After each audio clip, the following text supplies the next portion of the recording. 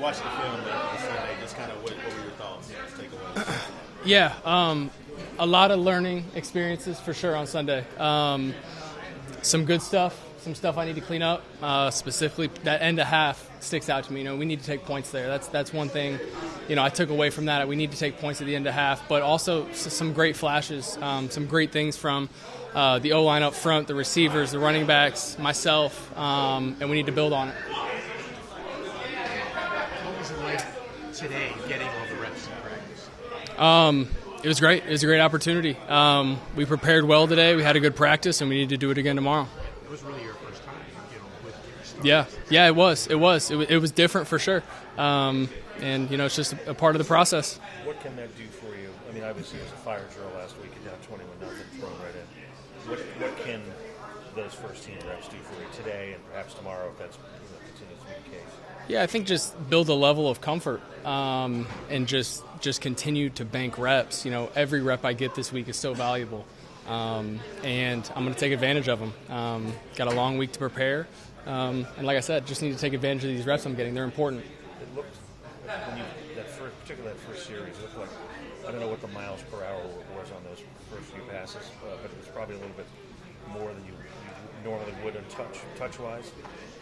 How long did it take to settle in a little bit, and were you ripping it in a little bit too much in those first couple? Yeah. I think getting back out there in the second half, it definitely started to slow down. The first few series was definitely quick, and I think when you're not quite trusting it yet, things are moving fast. You might put a little extra heat on it to protect yourself. From the people you don't see, from the ghosts maybe, whatever it is, because things are moving fast. But yeah, for sure.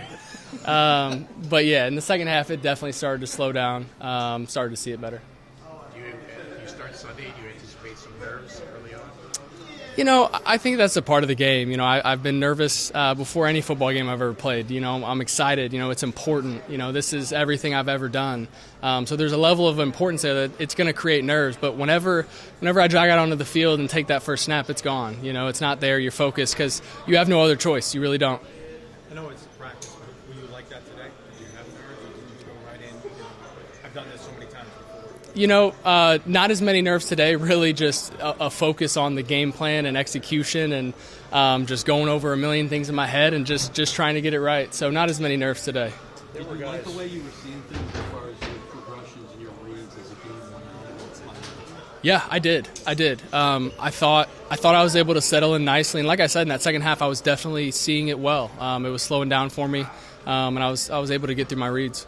Was it a little strange seeing Adrian back? It's almost like back in August again. That's right. Went back in time a little bit. Obviously, happy to have him here. He's awesome. Great teammate, great quarterback. I'm excited to have him in the room. There were some guys after the game, teammates, that were talking about how well you commanded the huddle. How difficult is that to do when you're such a new guy? Obviously you had training camp and most of you guys whatnot, but what's the dynamic of being confident even when you might not be 100% confident at that moment? Yeah, I think when you're a new quarterback, a new leader in that situation, it comes down to competence. If your teammates and the people around you know that you're competent at your job and you can do it at a high level, they're going to believe in you. They're going to listen to your command, and I think I've shown that to them. So they believe in me. I know they believe in me. So when I got in that huddle, I trusted on that. What stands out to you about that Jacksonville defense? Great run stoppers. They got a very talented front seven, and they're a great team. Great defense, great offense, great special teams, well coached. So it's going to be a great challenge, and we welcome it. When you look at, I think they got 15 picks on defense. How daunting is that when you obviously know they got a lot of ball hawks there? Yeah, I think there's ball hawks all across this league, and you need to protect the ball. You got to be smart with it. You got to clasp onto it when you're in trouble and make good decisions in the pocket. So that's going to be an emphasis. When you get to the league through the path that you did as an undrafted guy, is there a natural chip on the shoulder when you get an opportunity like this? Yeah, I think that's there. But I think regardless, whether I was a first-round pick or undrafted, sitting right here in this situation, I'd only be thinking about one thing, beating the Jags. And how are we going to do that? It's by preparing this week in practice and meetings. And I really think it's as simple as that. When you got here initially, what were your, obviously the first hopes to make the team, that kind of thing in the summer. But what were your hopes, and goals, for this year and moving on? I'd say my goal was to really maximize any opportunity that presented itself, and I feel like I've done that thus far. Whether it was in training camp, preseason opportunities, opportunities to be elevated earlier this season, and then obviously last week and right now, I think there's a string of opportunities that get presented, and my goal was just to take advantage of as many of them as I could.